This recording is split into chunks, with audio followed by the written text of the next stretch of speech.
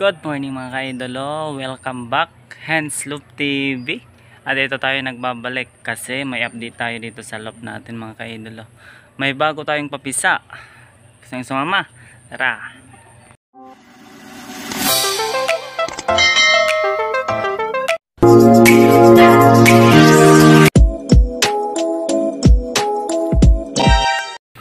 At yun nga mga ka-idolo, andito na nga tayo sa update natin mga ka-idolo. May bago na naman tayong papisa, kaya kailangan na naman natin ng derby ring. Ito. Yun, dalawa. Sa pagkakaano ko, possible off color na naman yung isa. Yan po, off color. Tapos yung isa medyo may itim or itim kaya to, pero maputi din, maputi yung balat kasi pag hindi off color hindi ito maputi yung balat, medyo maitim to, maitim pati yung katawan nito.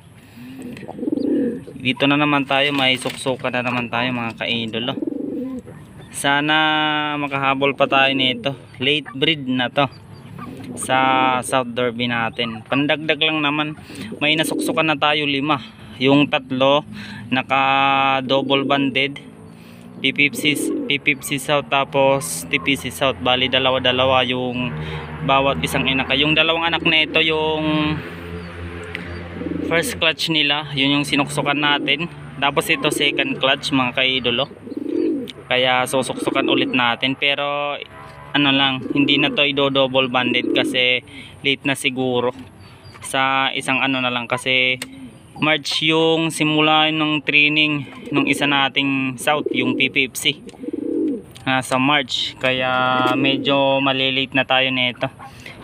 Yung isa naman yung isusuksok natin dito mga ka-idolo, sa ano pa yung simula, sa April pa yung training, kaya 5 months pa siguro kasi November sigurado lilipad na to mga ka-idolo. Kaya ito susuksukan natin. Sana ay dumulo tayo mga ka-idolo. Ito naman yung bagong gugulungin natin mga ka-idolo.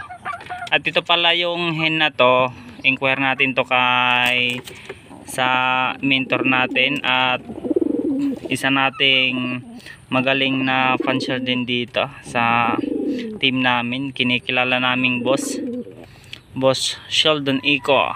Sana. At ito naman yung cup. Ito yung na-inquire natin sa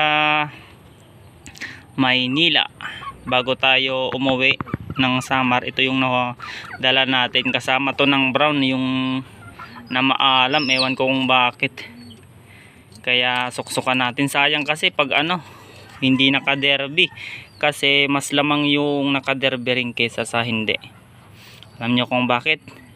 Kasi pag derby na walang pamasahe, awit, diba, walang pamasahe. Pero pag nakakamring lang tapos pan race, nako, awit tayo sa pamasahe.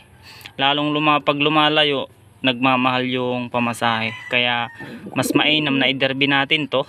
Pagdating ng first lap, wala na tayong babayaran, diba?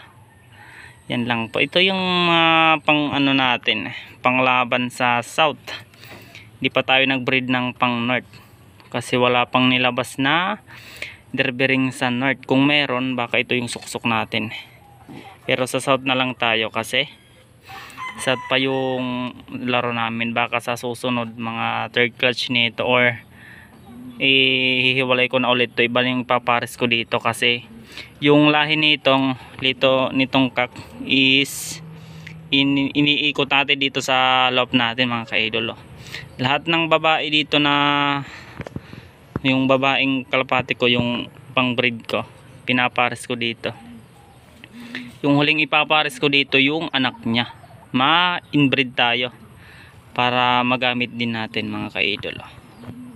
At yun lang po yung update natin dito sa breeding section natin mga ka-idolo. At doon naman tayo sa loop natin mga ka-idolo. Later. Yun nga, dito naman tayo sa loop natin. Dito naman tayo mag-a-update kung nakauwi ba yung Mr. Pasaway natin mga ka-idol.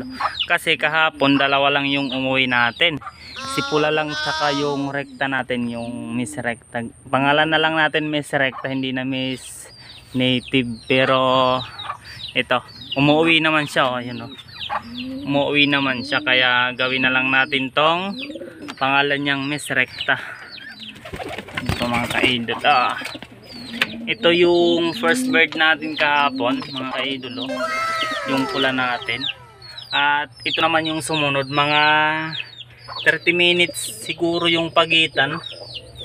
Katapos hindi na nasundan mga ka-idol, oh. Hindi na nasundan ng isa.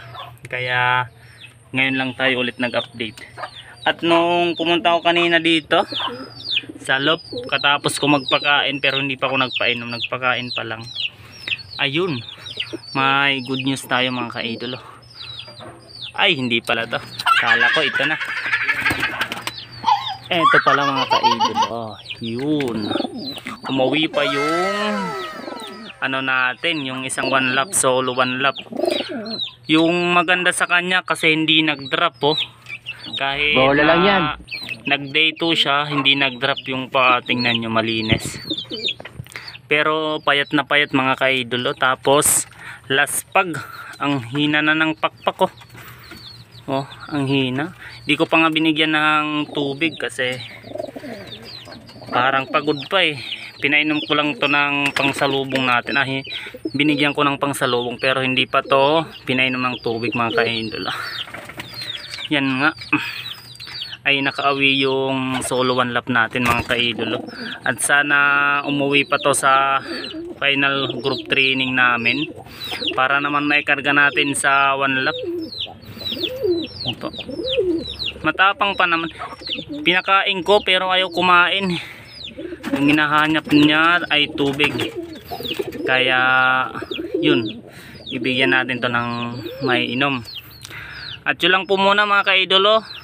Complete tayo. Kahit yung isa natin medyo na late, or hindi medyo na late talaga kasi day to na umuwi. Yun lang po na update natin mga ka-idolo. Hanggang sa susunod na lang na vlog natin. Sa mga bagong pasok dyan, please like, share, comment, and subscribe. Pindutin nyo na lang din yung notification bell para updated kayo sa bago nating upload. Shoutout pala Rolando Macasa, Shinobi Pigeon, Crack 52, Red Chick Loop. Shoutout sa inyo mga ka-idolo. Dito ko na matatapusin yung vlog. Bye.